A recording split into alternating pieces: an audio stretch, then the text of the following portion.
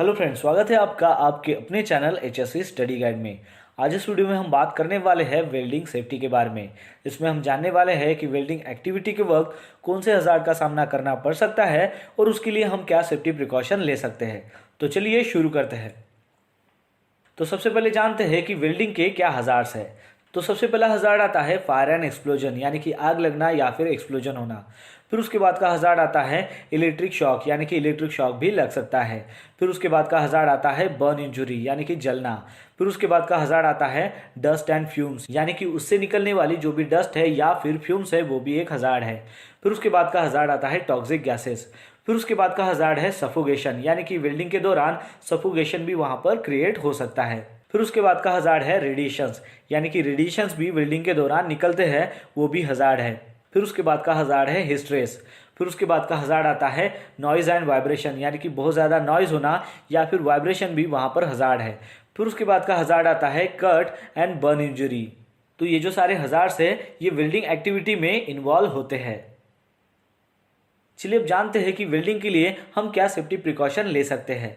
तो इसमें सबसे पहला पॉइंट है कि आपको ये इंश्योर करना है कि जो भी पर्सन्स पावर टूल्स का इस्तेमाल काम करने के लिए करने वाला है तो वो जो पर्सन्स है उसमें स्किल होनी चाहिए और बाकायदा वो ट्रेन होना चाहिए। फिर उसके बाद है कि वेल्डिंग एरिया में जो भी कंबस्टेबल मटेरियल है उसको सबसे पहले रिमूव करना है, और जिस मटेरियल को आप रिमूव नहीं कर सकते हैं उसको फायर ब्लैंकेट से कवर करना है। फिर उसके बाद है कि जो भी वेल्डिंग मशीन है या फिर इक्विपमेंट है उसका प्रॉपरली अर्थिंग होना चाहिए। फिर उसके बाद है कि जहाँ पर वेल्डिंग एक्टिविटी हो रही है वहाँ पर आपको ट्रेन फायर वॉचर को असाइन करना है, और साथ ही में उस लोकेशन पर फायर एक्सटिंग्विशर और फायर ब्लैंकेट होना चाहिए। फिर उसके बाद है कि डैमेज केबल और डिफेक्टिव जो भी इक्विपमेंट है उसका आपको इस्तेमाल नहीं करना है। फिर उसके बाद है कि इलेक्ट्रिकल पावर सोर्सेस के लिए ELCP जो है वो 30 मिली एम्पेयर की ही इंस्टॉल होनी चाहिए। फिर उसके बाद है कि वेल्डिंग के दौरान अगर वहाँ पर प्रॉपर वेंटिलेशन या फिर इल्यूमिनेशन नहीं है तो वहाँ पर आपको वेल्डिंग नहीं करना है।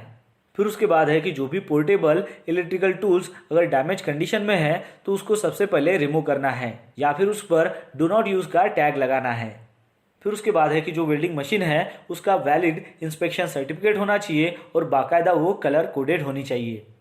फिर उसके बाद है कि वेल्डिंग के वक्त अगर ज़्यादा नॉइज़ हो रहा है तो उसके लिए आपको एयर प्लग का इस्तेमाल करना है। फिर उसके बाद है कि मैंडेटरी PPE के साथ साथ जॉब रिगार्डिंग जो भी नेसेसरी PPEs है उसका भी इस्तेमाल वहाँ पर करना है। एग्जाम्पल के तौर पर FRC का इस्तेमाल करना है, एफ्रॉन का इस्तेमाल करना है, फेस शील्ड का इस्तेमाल करना है, लेदर ग्लोव्स पहनना है और वेल्डिंग रेस्पिरेटर का इस्तेमाल करना है। तो ये जो सारे सेफ्टी प्रिकॉशंस है ये आपको वेल्डिंग एक्टिविटी के वक्त लेने हैं। तो दोस्तों आशा करता हूँ कि आपको इस वीडियो के माध्यम से पता चल गया होगा वेल्डिंग सेफ्टी के बारे में, जिसमें हमने देखा कि वेल्डिंग एक्टिविटी में कौन से हज़ार्ड होते हैं और उसके लिए हमने क्या सेफ्टी प्रिकॉशंस लेना चाहिए।